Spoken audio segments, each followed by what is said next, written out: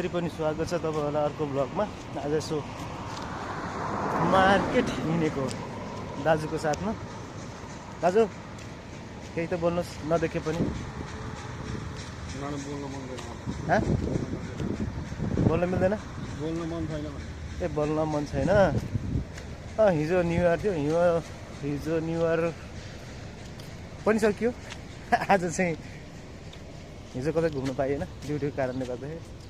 आज पनि घुम्न त कतै पनि पाइएको छैन। फेरि पनि आज यसो मार्केटतिर जाउँ भनेर निस्किआएको है त। अनि दाजु हिजो न्यु इयर तपाईँको कस्तो रह्यो? नबोल्ने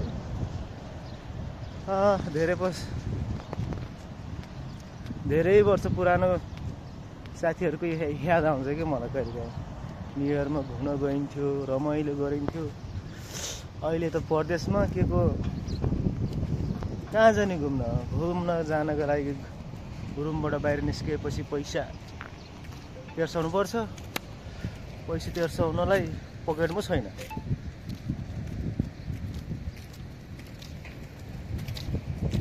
अनि त्यसपछि कतै जाउँ भने पनि अलिक माहौल पनि त्यति राम्रो छैन भन्न पनि हुन्छ।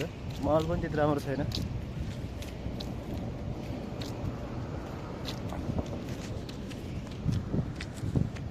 ठिकै हो, खासै त्यस्तो नराम्रो पनि होइन हुन त। पहिलाभन्दा चाहिँ अलिकति माहौल बिग्रेकै छ।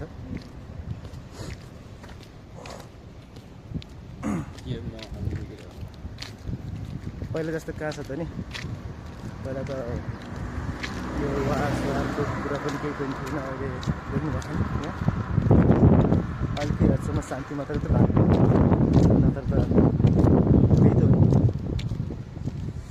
घर जामकै जस्तो नि पारिरहेको थियो नि। यहाँबाट निस्केर जाम जस्तो पनि बनाइसकेको थियो नि। मलाई कहिल्यै भयो। तपाईँलाई नभएको हुनसक्छ। अधिकांश मान्छेहरूलाई त अझै पनि नेपालबाट यता आऊ कि नेपालमै बसौँ भन्ने जस्तो पो भइरहेको छ। माहौल शान्त भएको छैन हेर्नु। अनि तपाईँहरूको न्यु इयर कस्तो रह्यो त? हाम्रो त अब ड्युटीमा आउने जाने त्यही नै हो हाम्रो न्यु इयर भने पनि, जे भने पनि।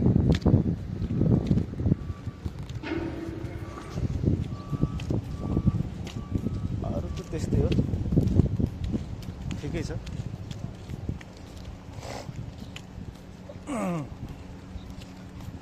अरू चाहिँ अब चाहिँ नेपालमा केही हुन्छ कि भन्ने आशा अलिअलि बढाएको छ। तर पनि के गर्नु, गर्छु भन्ने मान्छेलाई कसैले पनि गर्न चाहिँ नदिँदो रहेछन्। हिजोको दिनमा चप्पल लगाएर आएर सुन बोकेर चुल्हा गाडी चढेर हिँड्दाखेरि केही पनि भएको थिएन। आज चाहिँ आफै कमाएर वेल्थ के भन्छ अरे सम्पन्नशाली होइन, आफैमा सम्पन्नशाली बनेर आएर एउटा राजनीति गरेर देखाउँदा पनि कहाँबाट आयो भनेर आयस्रोत खोज्छन्। कस्तो नेपालका भेडाहरू! यस्तो पनि हुन्छ त खै दाजु? होइन, हाम्रो नेपालमा मान्छेहरू चाहिँ चेतना कहिले पनि आएन जस्तो लाग्यो। के कसो?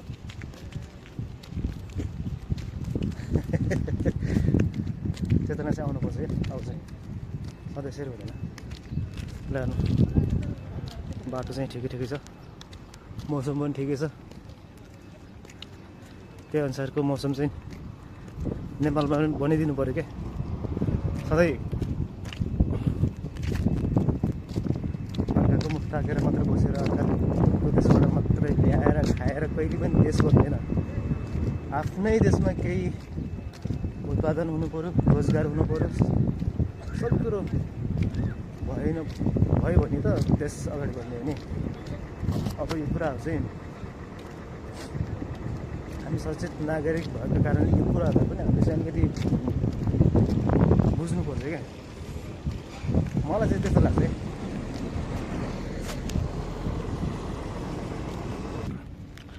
हाम्रो सधैँको मार्केट सधैँ आउने मार्केट आइपुग्नु लाग्यो। आज चाहिँ अलिकति छिटो हिँड्नेछ, खासै रातभरि पनि परेको छैन, लाइटहरू चलिरहेछ। अलिक हिजोआज त नेपालमा पनि सडकमा लाइटहरू बल्छ है, पहिलाभन्दा चेन्ज भइसक्यो होइन?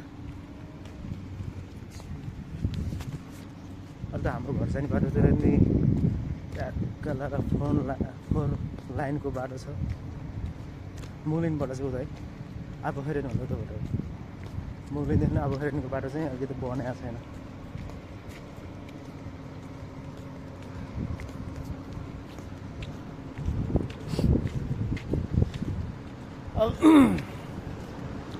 दाइले घर जाने प्लान चाहिँ कहिले बनाउनु भयो?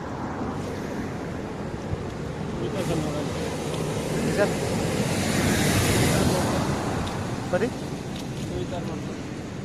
2-4 वर्ष त नभन्नु नि यार, जानुपर्छ आफ्नो घर चाहिँ सधैँ यहाँ फर्किने खाडी नै हो, फर्किने खाडी नै हो, त्यही भएर एकैचोटि कमाएर एकैचोटि जाने। अच्छा त्यो पनि ठिकै हो। हुन त यार वर्षमा जाँदाखेरि न पैसा हुन्छ न के हुन्छ, आउँदाखेरि त्यस्तै हो, खोल्टी रित्तै हुन्छ, गाह्रो छ हो।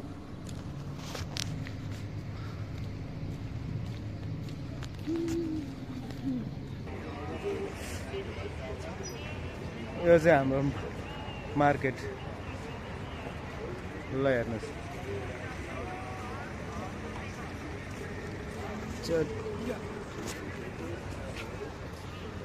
यो भनेको हाम्रो मार्केट हो र सधैँ जस्तो आउने ठाउँ नै हाम्रो यो नै हो। अब त्यति भन्दै तपाईँलाई के कस्तो लाग्छ कमेन्ट गर्नु होला, सब्सक्राइब गर्नु होला भन्दै आजको लागि बिदा हुन्छु। हस्त जय नेपाल।